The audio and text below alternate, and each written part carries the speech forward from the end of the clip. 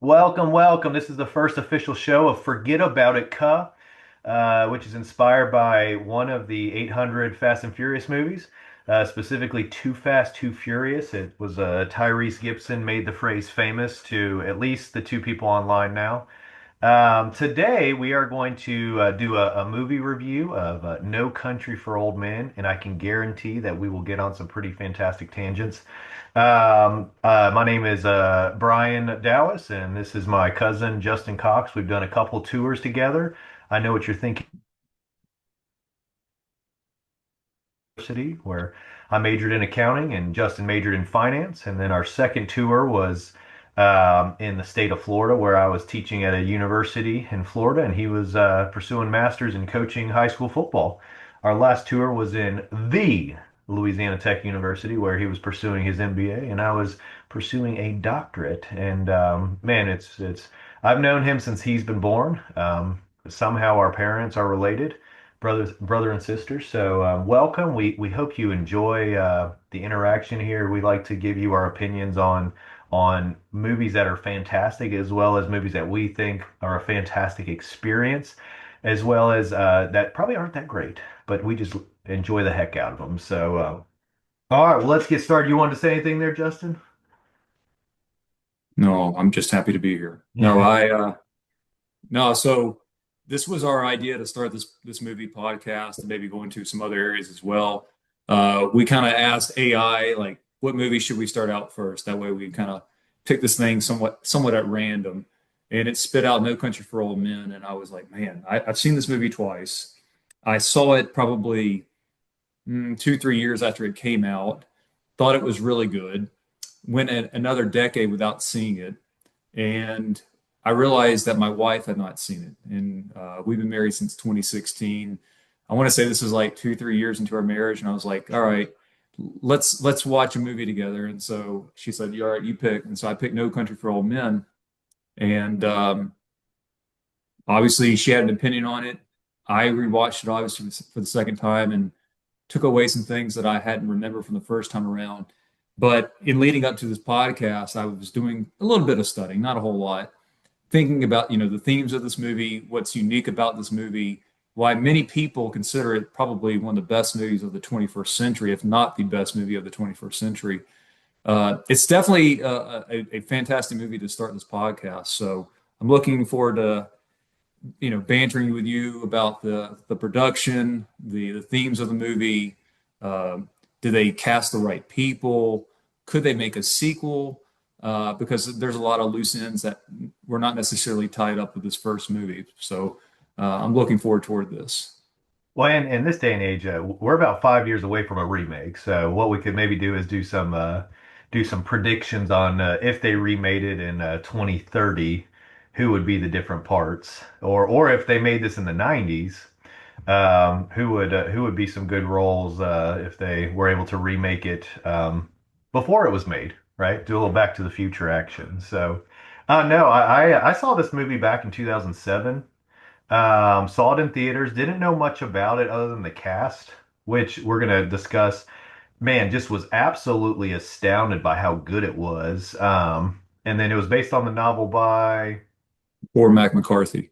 Yep. And so if we break down the cast first, who was your favorite character in the movie there, Justin? I always like a good underdog. So, I mean, I think Josh Brolin, his character Llewellyn Moss, is probably the best character in the movie. You pull for him. He's gritty. He's also very resourceful. I think when I watched the movie the second time with my wife a couple of years ago, I think the one thing that I loved about this movie, especially like Llewellyn's character, you know, this guy is obviously not a rocket scientist. He's obviously living a certain type of lifestyle, but he's also very, street smart, very resourceful, is able to navigate throughout the movie and survive, that surviving mentality. Obviously, he doesn't survive the entire movie, but I would say Llewellyn is my favorite character in the movie. I would say him. Obviously, Tommy Lee Jones's character. Definitely, he's kind of like the poet of the movie. Doesn't like not really evolve too much in terms of the action. But definitely does a bunch of summary of like the themes of the movie and the theme of life and so forth. So, but to answer your question, I would say Llewellyn Moss, played by the Josh Brolin. And I'm going to quote Deadpool 2 here. Never underestimate a man with a mustache. I mean, Brolin's mustache was quite fantastic. Brolin's kind of an interesting cast. He, to me, kind of has the look of a middle-aged man, and he's had the middle-aged man look for about 30 years. When he was in Goonies, he looked like he could have been the dad. But he is very specific on the roles that he takes. He rarely picks a poor movie, in my opinion. You know, I'm a big Marvel fan, and he jumps into the Marvel universe and played Thanos, and he played Cable. He does a great job. Recently, I watched that movie Weapons, and that was kind of a very unique movie for him. It was a horror movie, and he jumped in there and did a great job. So Brolin's kind of a sneaky, fantastic, selective actor who. Another movie he was in that I thought was great was Sicario. So he was just such a great cast, in my opinion, for the guy that was on the run. Didn't know from what, which was kind of an interesting twist in this movie. All he knew was that survive, right? Stay alive. And then as the guy got closer, then I think he kind of realized what he was up against. Um, but Javier Bardem, I mean, you look at him, he's been cast as the villain in a lot of roles. What do you think of his part and his hair? Well, it's funny if you watch a lot of like uh, whether it's Brolin talking to Joe Rogan, some other production details. Apparently, Javier Bardem was miserable in the role because not so much in terms of the part, but in terms of his physical appearance. He had to have that long hair and all that stuff. He even said that he doesn't really like violence, yet he had to play a very violent character. But in terms of playing the role the way it needed to be played, incredible casting. One of the greatest performances that we've seen, again, in the 21st century and probably in cinema for like the last 50, 60 years. I mean, he's almost an understated villain. I mean, he's psychotic and yet also physically imposing. And I know we're going to talk about, maybe recasting this movie either today or go back 30 years. There are a lot of people that I can think of that I could recast this role in terms of the psychotic nature of his character, but who could also fill out the part of being physically imposing because Javier Bardem is a big dude. Um, but no, no doubt about it, a great casting. Um, what was interesting is you mentioned Josh Brolin's casting. He was not the first choice for this movie. Do you know who the first choice was? Oh, And let's I'll give you a see. hint. Yeah, Stay on the theme or topic of villains because we are talking about Javier Bardem, who has played villains in multiple movies. yeah. Daniel Craig. It was not Daniel Craig. It was actually Heath Ledger. No joke. Oh wow. Heath Ledger was And the he arguably may have played one of the greatest villains of all time, you know, in The Dark Knight. yeah. Um, Man, that would be one that we definitely need to do a podcast on. Never seen it. No, I'm kidding. Yeah.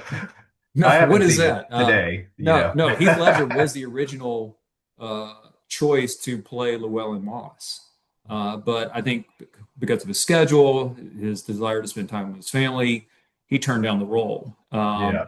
There was at one point that the Coen brothers were inclined to even pick Josh Brolin's dad, James Brolin, Yeah. who I believe was probably in his mid 60s at that point. Obviously, the character would have changed dramatically. I think they made the right choice by casting Josh Brolin, who was probably close to 40 at the time, which was the appropriate age.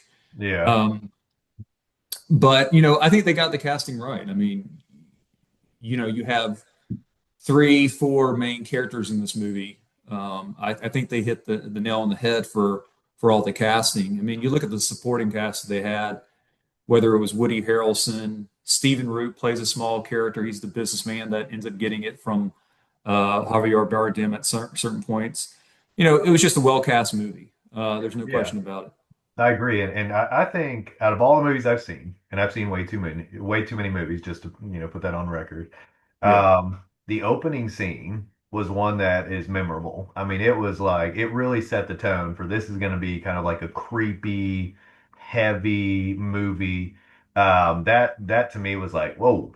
All right. Well, and me, when I went to the theater, not knowing much about the movie other than seeing the trailer, that was like kind of like, oh, all right, we're starting off. All right. And to me, that kind of really set the tone. And that, like I said, there's not many movies that the beginning, the first 10 minutes really like are memorable. But that No Country for Old Men had a memorable first 10 minutes. And Let me ask you a question. You said you saw this movie at the theater. yep. I would have never guessed that because this doesn't seem like a movie that would attract you to go see. Because I know you like your big budget action thrillers and stuff like Yep. that. What drew you to go see this movie at the movie theater? I think no, I could be wrong. I just don't remember because that was what about 18 years ago. But I think I saw a trailer for it and it looked interesting. And kind of as I watched the movie, the cinematography is fantastic. I think this was filmed part in Texas, part in New Mexico, and it just so I'm a person who I love most movies, right? Whether it's an hour and 20 or 2 hours and 30 minutes. Now, if I think a movie is really good versus a movie that I really enjoy based on my preference, I really like action movies. So, if I'm watching Walking Tall, I think it's fantastic. Doesn't necessarily mean I think it's a great movie. When I came out of this movie, I was like, wow, that was just a well thought out, well put together. The cinematography, the layout, the dialogue was just top notch. And so yeah, and I don't remember what kind of pulled me in, but I think it was the cast, right? Big Tommy Lee Jones fan. Brolin, not a huge Brolin fan, but also just kind of respected his craft. And Javier Bardem, I hadn't seen a lot of what he was in up to that point. I'm not sure if he had really caught fire at that point. I know he was in was it Skyfall, James Bond as Yeah, a that came star? out 4 years later. Yeah. So hadn't seen a lot with him in it, but then after that movie, I was like, holy cow, this dude is like world class, fantastic. And so no, it's a good question. I'm not sure what really drew me other than maybe watching the trailer and seeing the cast. Yeah. So that's probably what drew me in, but I just left just kind of like, I mean, it's a heavy movie, right? It's a heavy storyline. And You so, know, but you, yeah, just you kind know of what's left. interesting is, doing a little bit of prep, and I didn't notice this the first two times that I watched it. There's no soundtrack. There's no movie score. Really? That's very, very rare to go into a movie, whether it's a big budget action movie, a fairly big budget comedy movie, whatever it may be, Right. whatever genre you want to pick. Obviously, this is a Western, but even then, you'd have music, you'd have some type of score attached to that to provide some level of intensity or drama to add some layers to the story. There's no music in this film. There's no score. Right. And somebody mentioned that the wind is kind of a hidden soundscape that we get throughout the picture of letting you know that there are certain things in life that we chase. The part of the movie that's very thematic is obviously Anton, which is Javier Bardem's character, has that coin with him all the time, and he provides a situation to everybody to call it, and if they call it right, they keep going. If they call it incorrectly, he's going to take their life. And you think about it, it's like, all right, so we all live in this kind of binomial tree where we make this decision and it leads to this decision, and we say yes or no to that decision and it leads to this. Um, I rewatched the scene where he goes into the convenience store after he's, I don't know, trying to get gas or whatever it is, and he confronts the man and he mentions that the coin was minted in 1958. Well, the movie's set in 1980.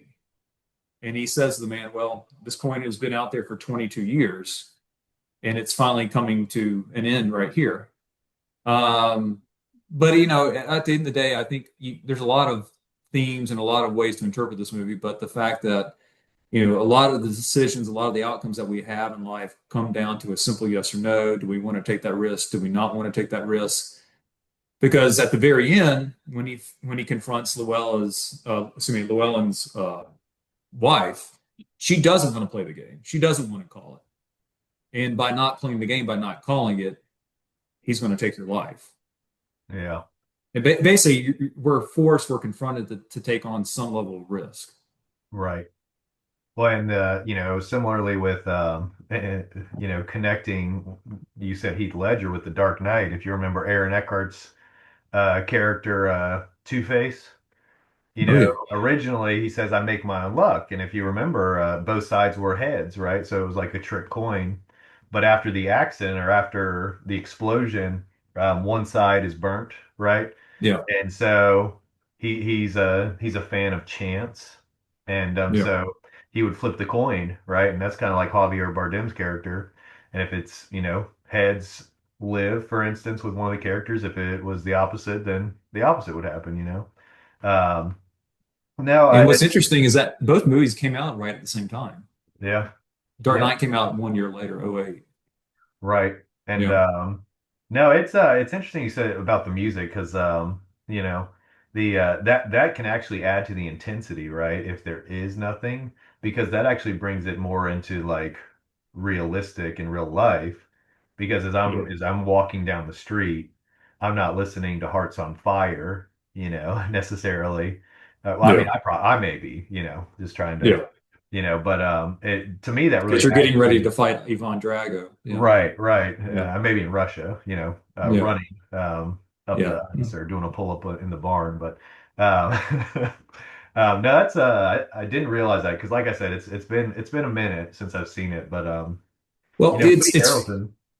it's funny because when I watched this movie a couple years back, I actually went to a couple of colleagues of mine that are from Texas. One guy grew up in the Dallas area, lived in Houston. Another friend of mine grew up in El Paso, and grew up in El Paso, taught at UTEP and all that.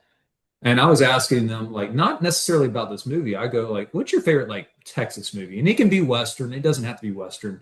Because I was like, do you guys like Varsity Blues? Do you guys like, Friday Night Lights? What is your Texas themed movie? And both of them said this. They said No Country for Old Men, without a Really? doubt. Okay.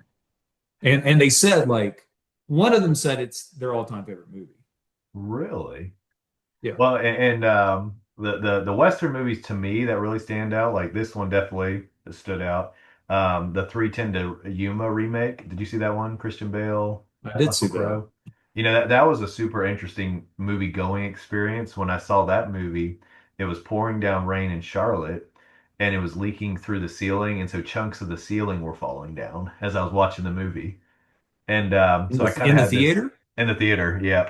And I was like, man, this movie's too good to leave. So I was kind of like at this constant, like, looking up because the middle of the theater was getting saturated, just chunks were falling, and I was on the right side of the theater, and I was like, well, as long as I'm good, it's good above me. I think I'll be all right. And once the Yeah. movie was over, which I'm glad I stayed for, I ended Yeah. up getting a free movie pass. So for the next day, let's So go. you saw it again. I saw something else, but that movie was Well, really, really good. let me ask you a question. Are you a Western guy? Overall, I would say overall, I don't seek out Westerns. However, I will enjoy a good Western movie. Um, let's see, what I see recently with, let's see, Kurt Russell and Val Kilmer, that Western. Oh, Tombstone? Tombstone, yeah. I had never seen Yeah. that start to finish before, but I thoroughly enjoyed that. Man, Val Kilmer, um, I loved his kind of like eccentric roles. Like you Yeah. and I had discussed Heat before, and Yeah. he kind of played in kind of an odd character, which I thoroughly enjoyed. But Tombstone, man, was awesome. Not to get too off on a tangent from the movie that we're talking about. Kilmer, in my opinion, I know he passed away recently. Probably the most underrated actor or lead actor of his generation. Like, Yep. he was a very good, solid actor. But Yeah. No. let's bring it back to the movie real quick. Yep.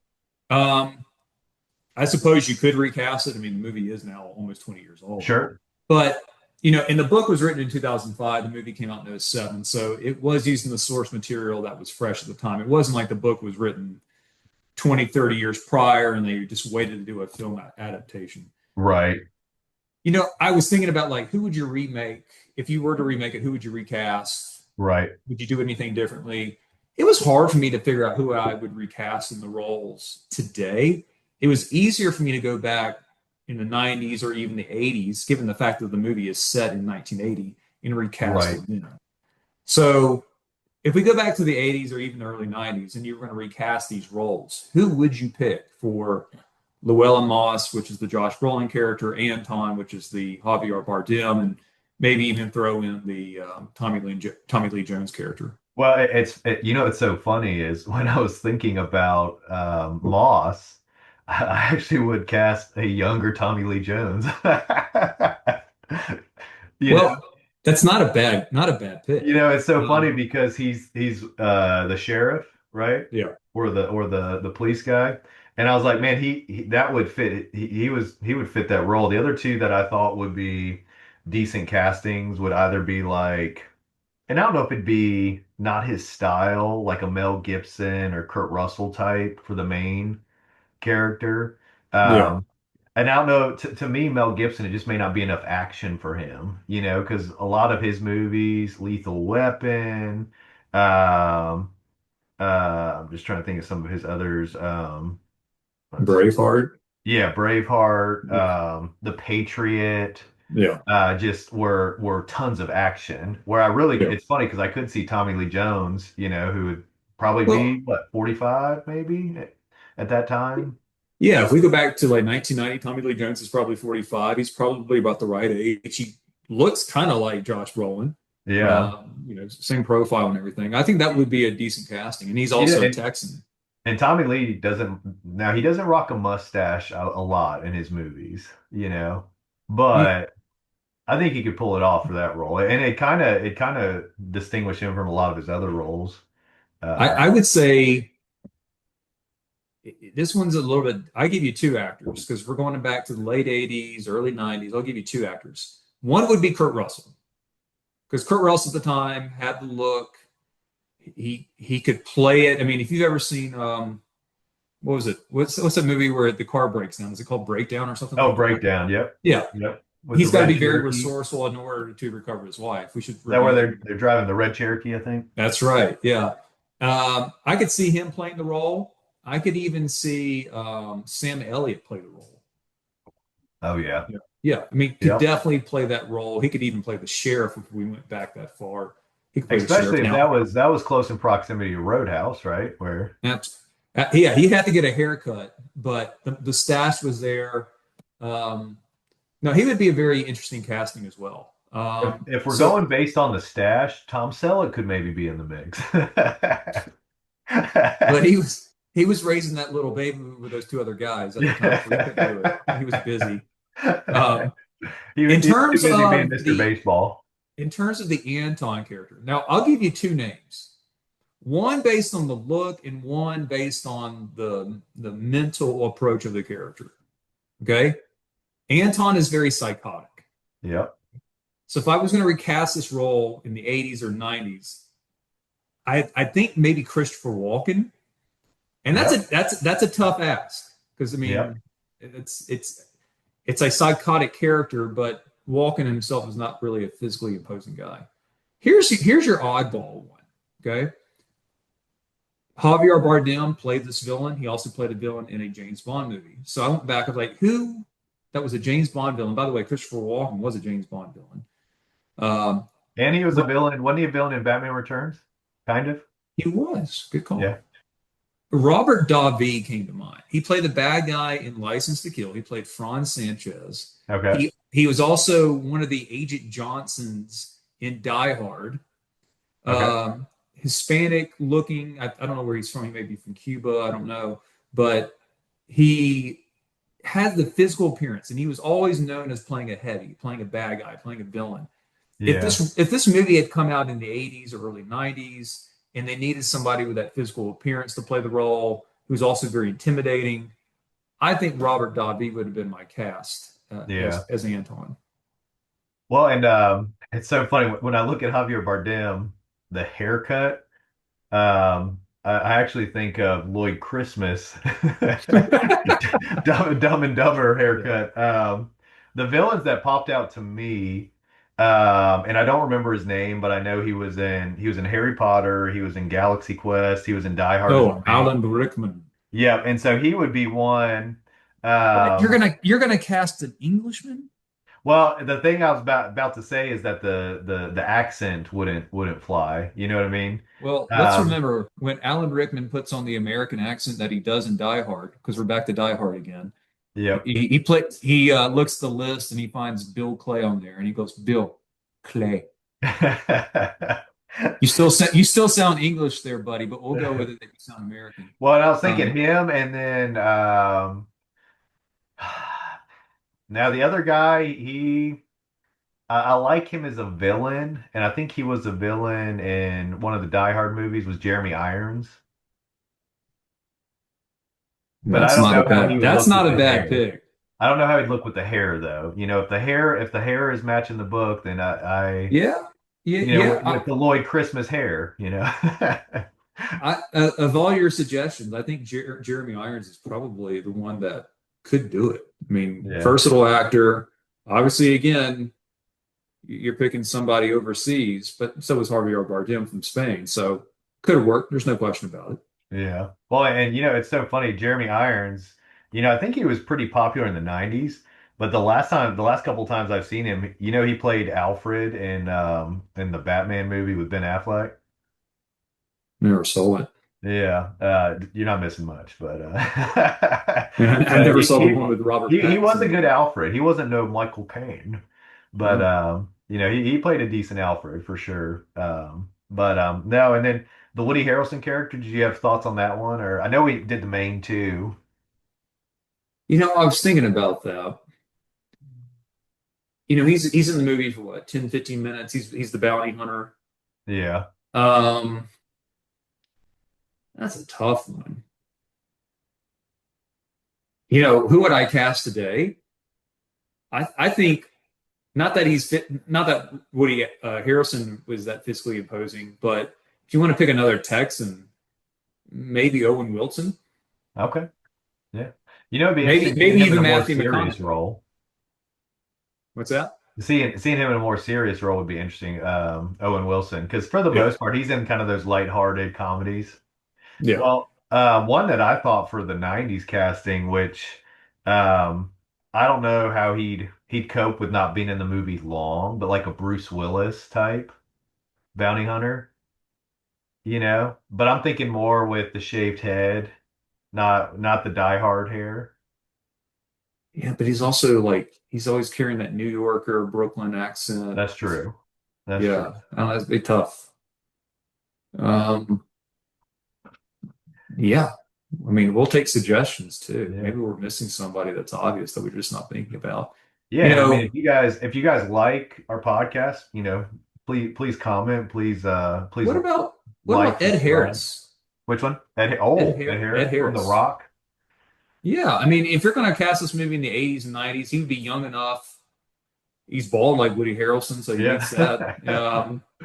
He's also a very intense actor. I think Woody Harrelson plays it like Woody Harrelson. He plays it kind of like a hippie redneck type, which is Yeah. basically his shtick in every movie. But You know what? um, It's funny with Woody Harrelson. I've really enjoyed his later movies.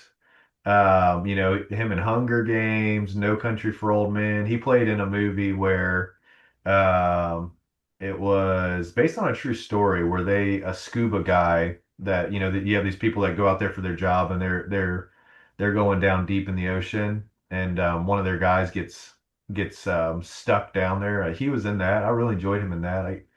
The movie's title is Chasing Away from Me, but I really enjoyed kind of his later movies a lot. I think he was in one of the Star Wars movies.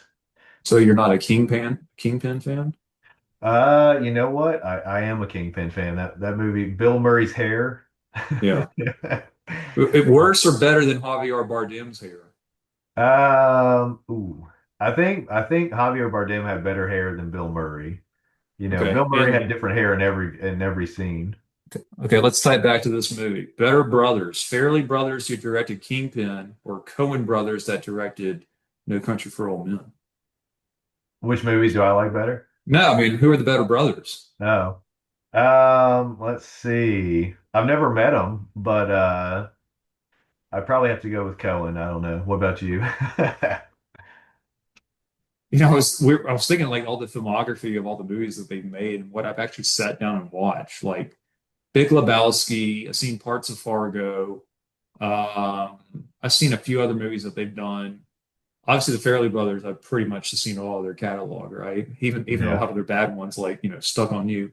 Um, but no, I'd probably defer to the Coen brothers because they've made probably more prestigious films. But Yeah. um, All right. So last thing, if it was made today, right? If it was made today, okay, we're looking for a 40-something-year-old for the main cast. Who are you okay, thinking? for Llewellyn. Yeah, for Brolin's character. Oh gosh, you know he's a Texan and he's the flavor of the month or the year, Glenn Powell. Okay. But I don't necessarily know he could pull it off. But he's a Texan. He's the right age. Um, could he play kind of a gruff, resourceful type of guy? I don't know. Um, is Matthew McConaughey too old? I mean, Yeah. McConaughey's probably 55. Well, you know someone who I think kind of has that that tough look. I'm not sure how the mustache would appear, like a Tom Hardy type. And I think he kind of looks a little bit younger than he is. He's probably in his what, 50s, maybe 50. Yeah, he's probably late 40s. Yeah. He could be, Yeah. or on the flip side, he could be the Javier Bardem character. Yeah, because he's already played a villain in Dark Knight Brain. Rises. Yes. Me brain. Yeah, I mean, He plays Venom. I think it comes down to if they were a villain in a Bond movie or Batman, we've kind of brought them back in. I think Danny DeVito could play the Javier Bardem character. Yep. Or Arnold as Mr. Freeze. Chill. Chill. Hold it in the air. Um,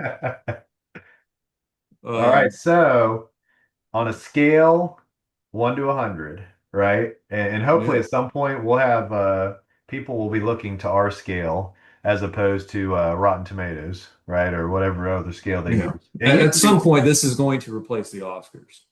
the what? The Oscars. Yeah. Yeah. And what was who were the two critics in the 90s? Oh, Siskel and Ebert. Yeah, Dallas and Cox. I like it. Yeah.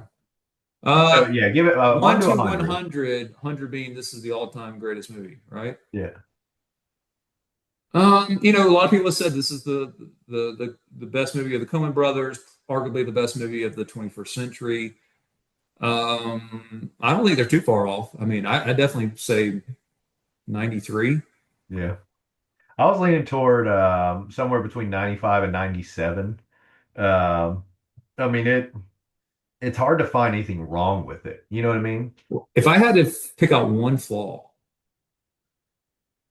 and it's probably the strength of the movie that a lot of people like, you don't get a Hollywood ending. Yeah. I mean, the justice for Anton, who lives by his own moral code, which is a very corrupt moral code, but he lives by his moral code, doesn't get justice in the end. I mean, yeah, he gets in a car wreck and he hobbles off, but he's in much better shape than the protagonist in the movie, right? Yeah. So we don't get the Hollywood ending. And to me, that's 7 points right there. So that Yeah. drops it from 100 down to 93. That's a touchdown and extra point. That's correct. Yeah. Yeah. Yeah. For our overseas fans, that's American football where you score a touchdown and kick a 32-yard extra point. In Yeah. NFL, it's still 19 in college and high school. Yeah. No, that's all right. So the way that we end this, are you ready? I think this is Yeah. how we should end this. We Yeah. each have to do we have to tie it back to Kevin Bacon, 6 degrees of Okay. separation, the top three. How do you get back to Kevin Bacon, Javier Bardem? See, you were probably researching this prior to this, and I was not. Javier Bardem was in a movie with I'll just go Daniel Craig in Skyfall. Daniel Craig was also in oh gosh, I mean he was in that Knives Out movie that has like pretty much every actor and actress in Hollywood.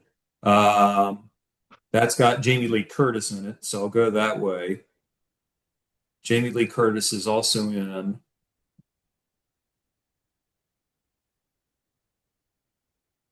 Trading Places with Eddie Murphy. Eddie Murphy and Kevin Bacon are in the most recent Beverly Hills Cop movie. Oh, very So what was nice. that, four? Yeah, yeah, no, that was good. Suck on that. All right, you ready for mine? Yeah. All right, so it's so funny that you said the way that you said it. So, um, Javier Bardem, Skyfall, So Daniel Daniel Craig, Craig. and it's so funny you You said sure you that. don't want to go I, Judi Dench? I was also going to go Knives Out, Chris Evans, Okay. right? Chris Evans was in Avengers Infinity War with Dave Bautista. Dave Bautista was in. Uh, Also a Bond henchman in Spectre.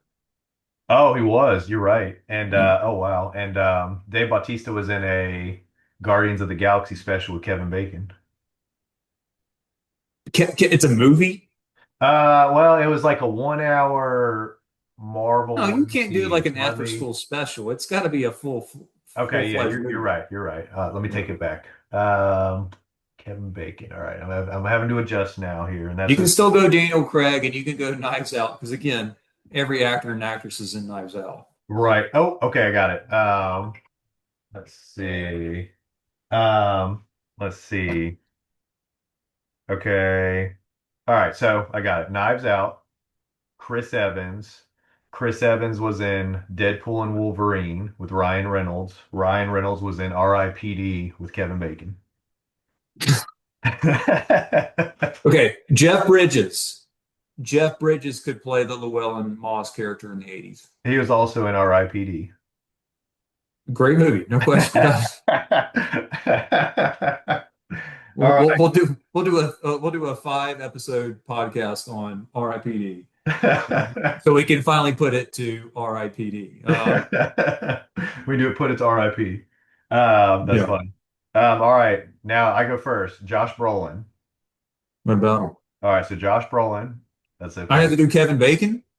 All right, Josh Brolin was in Deadpool 2 with Ryan Reynolds. Ryan Reynolds was in R.I.P.D. with Kevin Bacon. All right, here's one. Tommy Lee Jones. You can't use R.I.P.D. and Ryan Gosling on it All unless he's like an extra. right. Let's see. All right, I'm having to dig deep here. Let's see. What has Kevin Bacon been in recently besides R.I.P.D.? Let's see. Let's see. Let me pull up Kevin Bacon's filmography right now.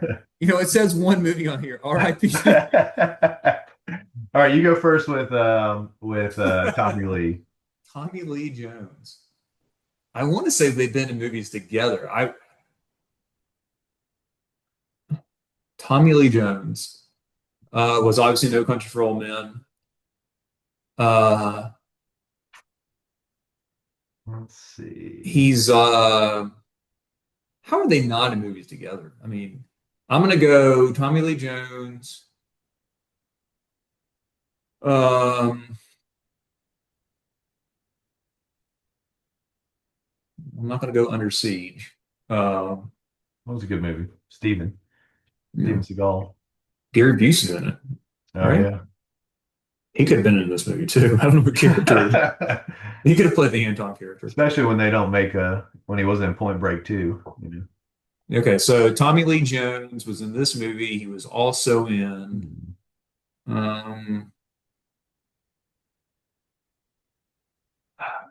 I want to say he's in the movie JFK, the Oliver Stone movie Okay. with Kevin Costner. And I'm pretty sure Kevin Costner starred in a movie with Kevin Bacon because they have the same name, Kevin. Um, but if they're not, then Kevin Costner was also in.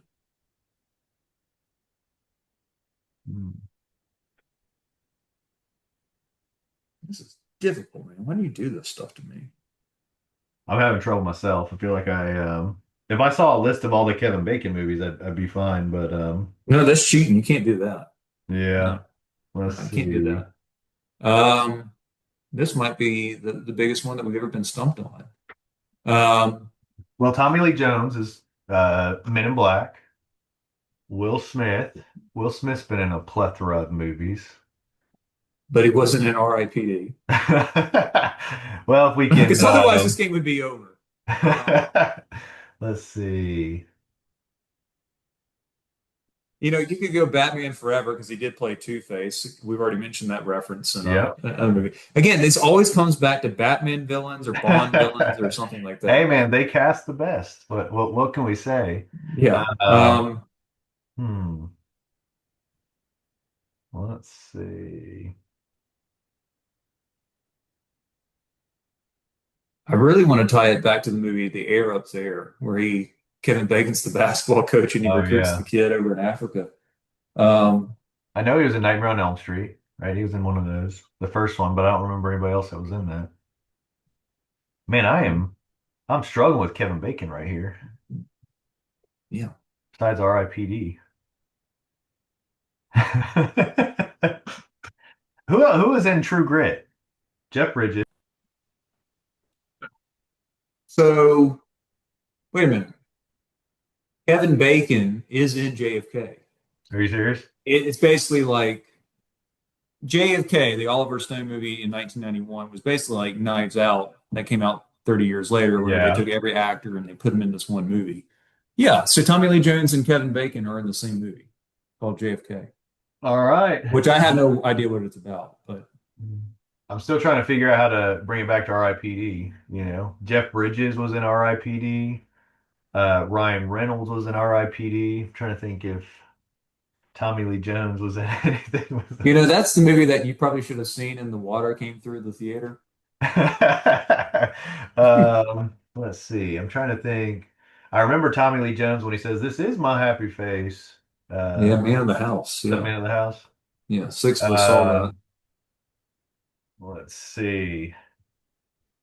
Val Kilmer, Chris O'Donnell. Hmm. Tommy Lee. Let's see. Kevin Bacon was also in A Few Good Men, which Okay. had Jack Oh Nicholson, yeah, Tom Tom Cruise. Cruise. Yeah. I hope that's helpful. Ooh. Trying to think of the connection there. We got Kevin Bacon. Let's see. Tommy Lee. Demi Moore's in it. Yep. The hmm, man, it really does come back to Kevin Bacon. That his name wasn't Kevin BLT. That could have been bad. No, that would have been awful. Um, hmm,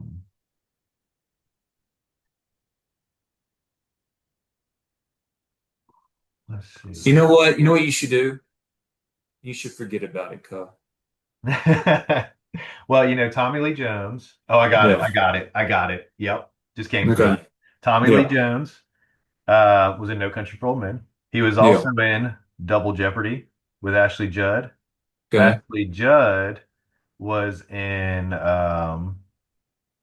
let's see, she Heath. was in Heat, Yeah.